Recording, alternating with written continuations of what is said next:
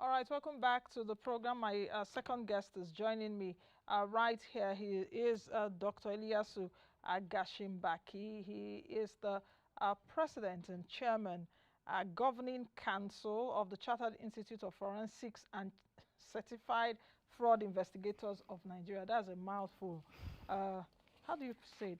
CIFCFIN or CIFCFIN? Or how do you? CIFCFIN. CIFCFIN, Yeah. okay. Welcome to the program. Now, let's get started. Thank you for having me. Yes, we're talking anti-corruption agenda for Mr. President. Yes. While he was campaigning, and perhaps in some of the meetings that he had, did you get a clear-cut direction of his anti-corruption agenda? Well, not clearly, but from what we have seen so far, is Mr. President wants to be to go head-on with grand corruption rather than dwelling on petty corruptions. I think that's the signal we've seen. That's the signal you've seen. And what is that grand corruption signal, fight that you're seeing? Well, first of all, the Institute has looked at this in detail. Last year, the Institute reviewed the National Anti-Corruption Strategy.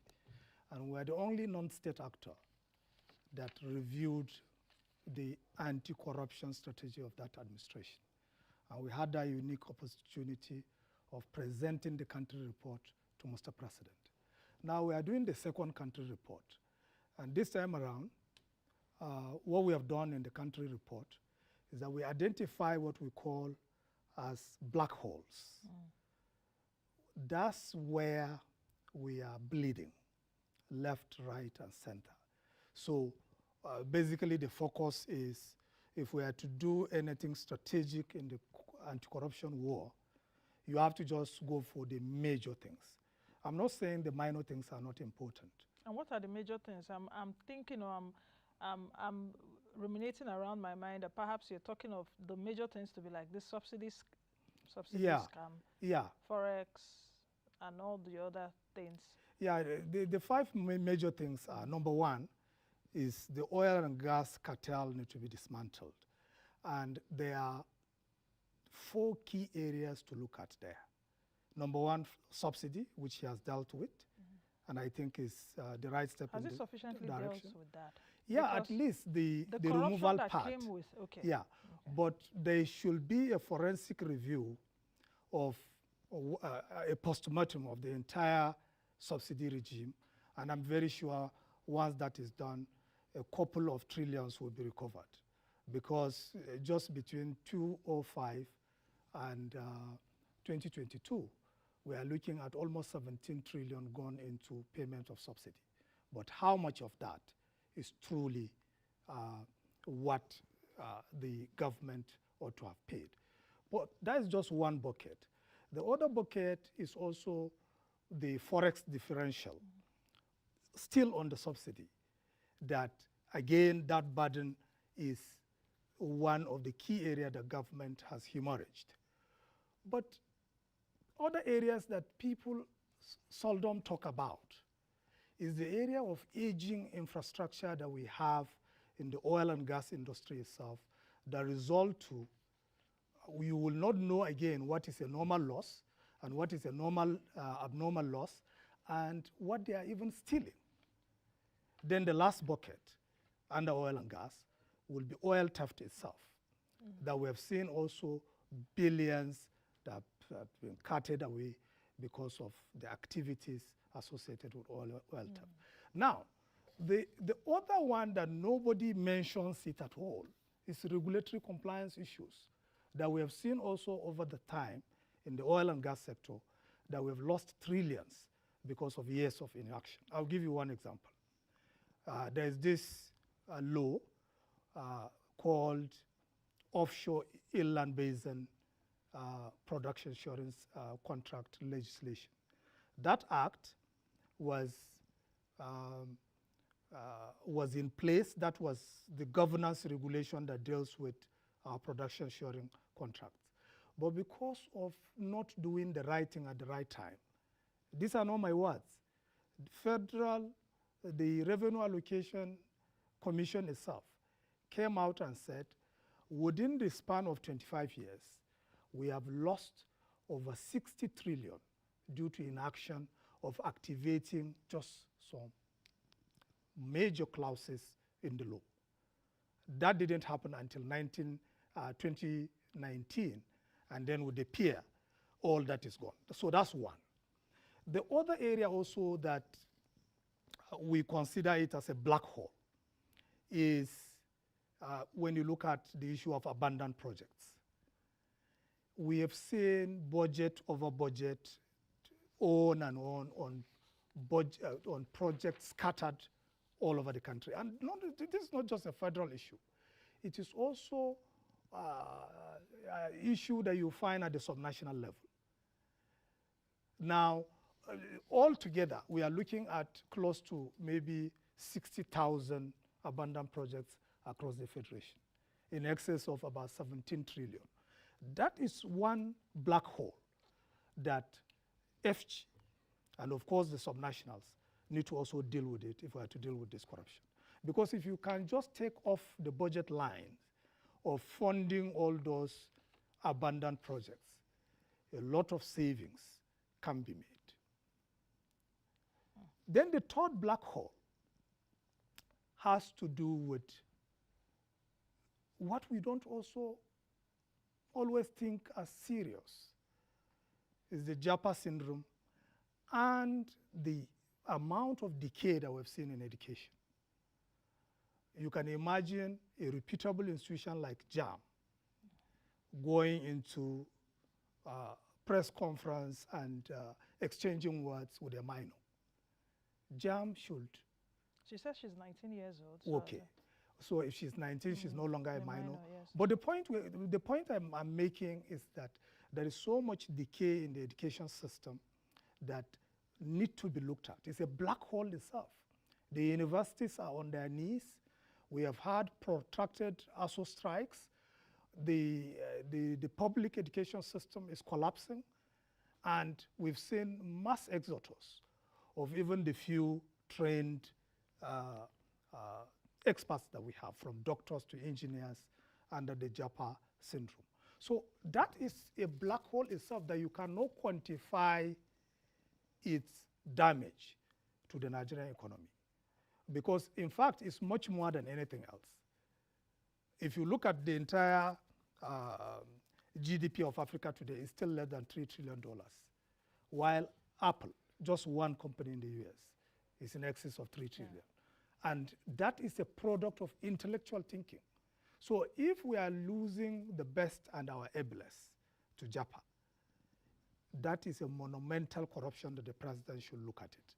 And the country report has highlighted that as also a black hole that, that need to be looked at.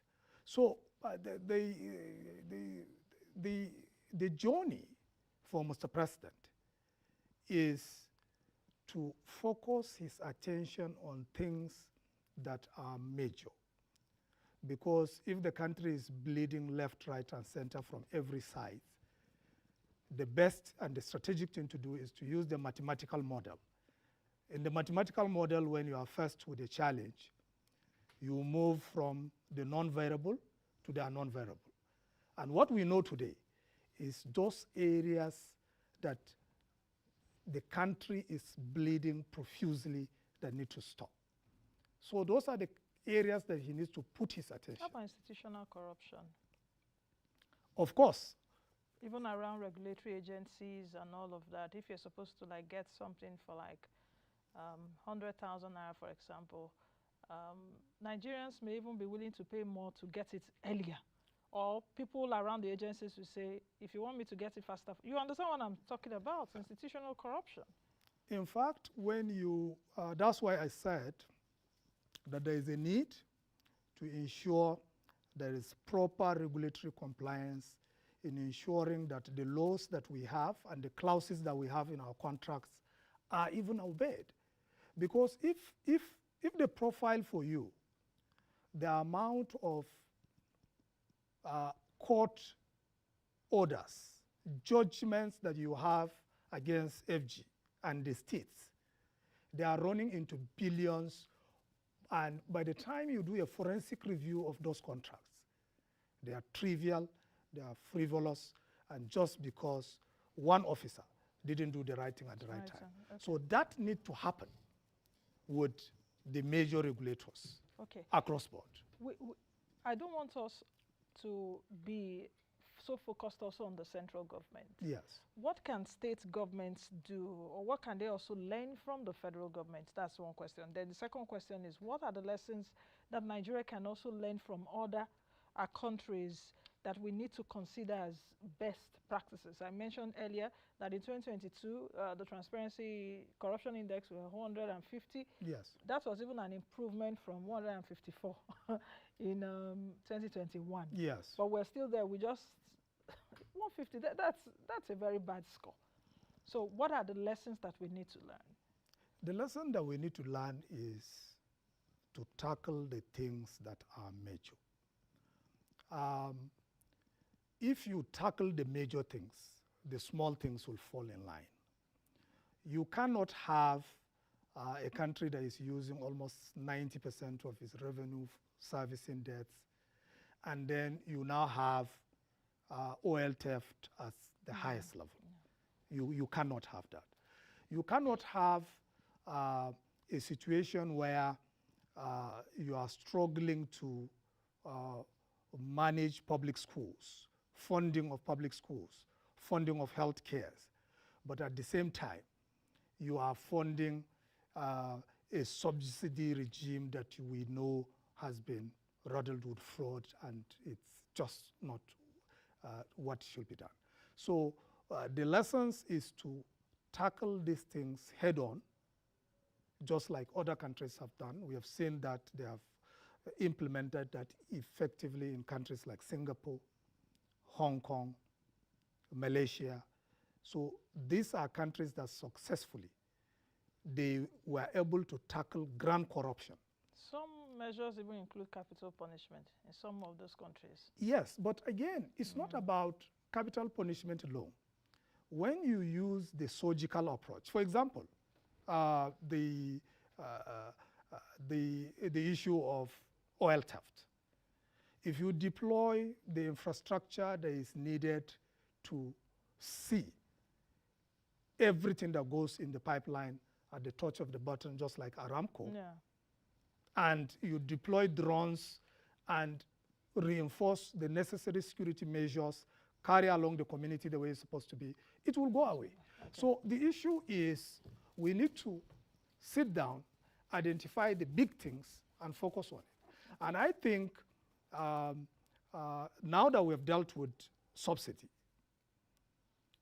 and the next thing to look at is this abandoned project that is littered all over, and it has been used over the years as conduit for siphoning our resources.